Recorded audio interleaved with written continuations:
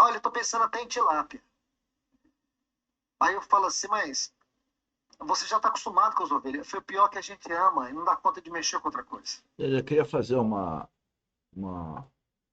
comentário que ele está falando do relacionamento dele como pastor, na verdade ele é preletor, com as ovelhas dele, ou seja, as pessoas que estão lá na assembleia, ele ministra. Eu quero que os senhores entendam que também a gente, como líder, tem um grupo de pessoas que estão sob a nossa liderança. E se ele fala isso a respeito de pessoas que nasceram de novo, que dirá a nossa trajetória com pessoas que não acredito que tenham nascido de novo pelo comportamento. São dinheiristas, não vejo serem produtivistas, não cuidam das coisas como se fosse dele, ou seja, não operam o sentimento de mordomia, tudo aqui é de Deus, e me entristece. Eu vivo triste há muitas décadas e cada vez mais, à medida que eu amadureço, eu vejo mais o outro nem tendo noção que é transformar a mente.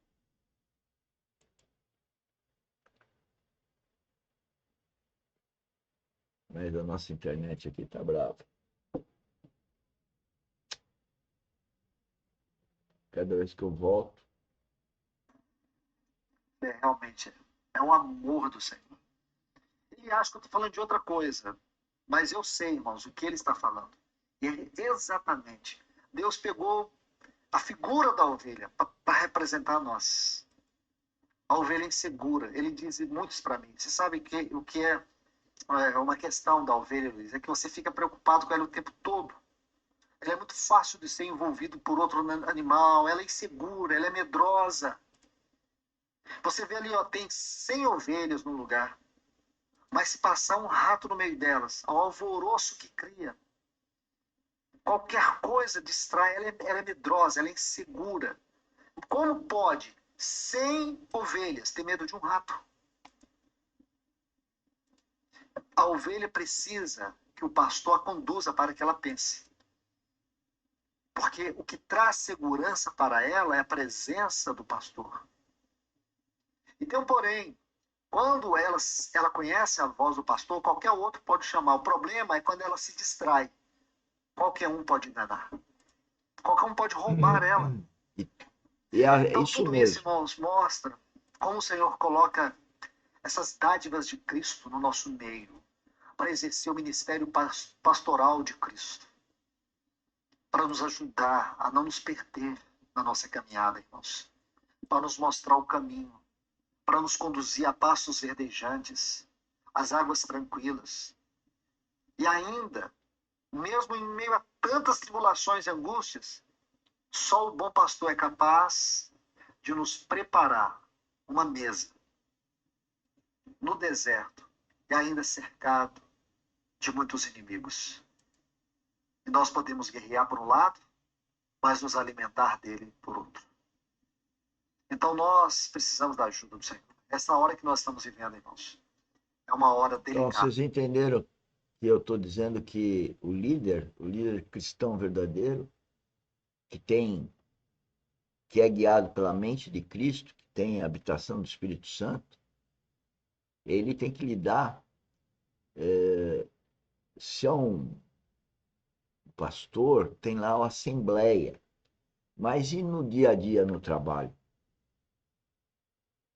É muito mais difícil do que uma assembleia.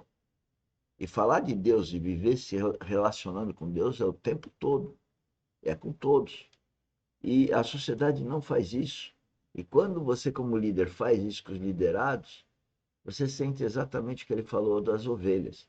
São facilmente enganadas, são ingênuas e ainda te agridem. No caso de não ser filho de Deus, elas agridem ainda, porque elas não conseguem entender aquela orientação que o pastor, no caso, o líder está dando. Porque o líder está sendo guiado por Cristo. Ah, não aconteceu isso com Cristo? Ele também não foi liderar os discípulos e acabou daquele jeito? Perseguido? Foi sempre perseguido? Mesma coisa. Eu encorajo os irmãos a buscar aos pés do Senhor o verdadeiro significado do vosso chamado aqui nesta cidade. E desenvolver a salvação no temor, no tremor, para que o inimigo não possa encontrar nenhum lugar entre vocês. Meus irmãos, vamos continuar entendendo um pouco mais sobre este assunto, conformados à imagem de Cristo.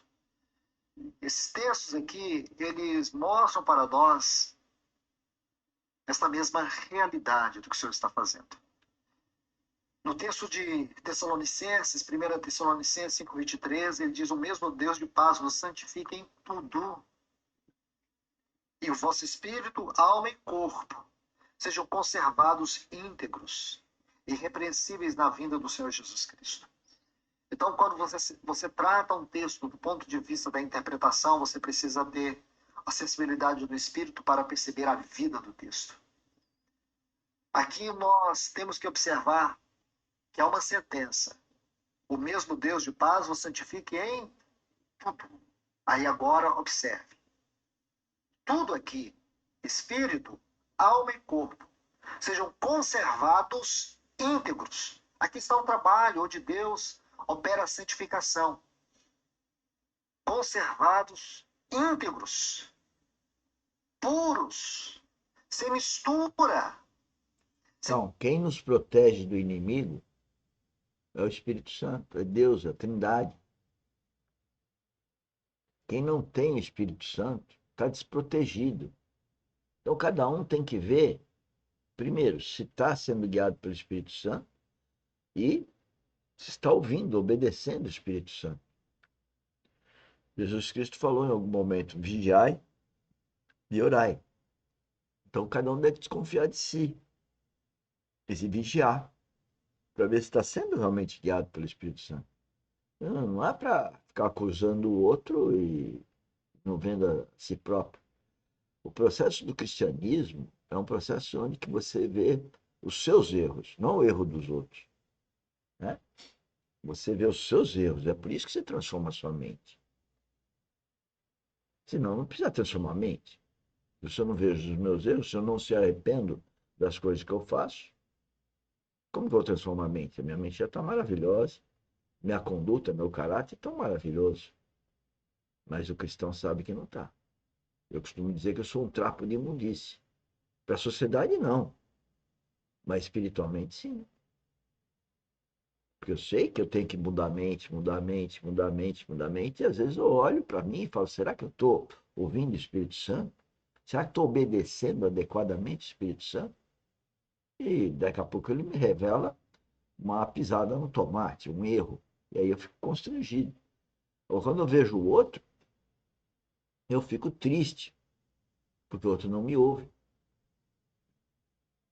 Na verdade, não é eu que ele não está ouvindo, ele não está ouvindo Cristo, não está ouvindo o Espírito Santo. Porque as coisas não se alinham, então um ou outro não está ouvindo o Espírito Santo. Como eu tenho certeza que eu estou, não perfeitamente, o outro tem que ver nele próprio. Né? Se arrepender, se não tem para que se arrepender, tudo bem. Mas eu alerto que a coisa não é tão simples assim. Tem desvios irrepreensíveis na vinda do Senhor Jesus. Esse é o trabalho que Deus está fazendo, irmãos. Nós não podemos endurecer a nossa cerviz. Nós não podemos permitir que o nosso coração seja inquebrantável. Nós não podemos oferecer resistência ao Espírito Santo. É normal que um cristão nascido de novo ele procure ter uma vida de rendição. Quando ele tiver que perdoar, ele deve perdoar.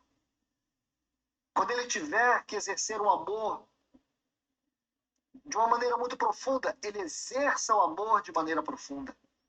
Quando ele tiver que se submeter, ele tem que se submeter. Quando ele tiver que se render, ele deve se render.